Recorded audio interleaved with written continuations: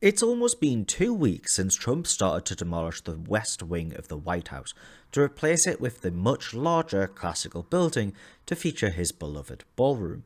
Now, it has to be a classical building due to the executive order he signed on the 28th of August, Make Federal Buildings Beautiful Again. This executive order essentially states that all federal buildings must be built in classical Greek, Roman, or similar styles.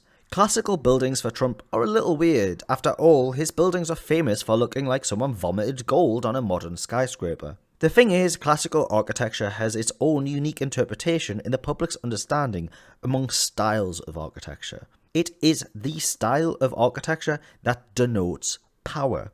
To this day, when you think of a bank, how many of you think of a building with 4 columns leading up to an architrave? But this is not the only interpretation people have of classical architecture. Phineas Harbour, a former deputy director of the Architecture Association, said, "Regardless of history, classical aesthetics have become a dog whistle for a certain pocket of nationalists, a code for whiteness." The reason Phineas equates classical architecture with whiteness is the fact that Trump is by no means the first political leader to care about architecture. Hitler and Nazi Germany have a prolific history with architecture.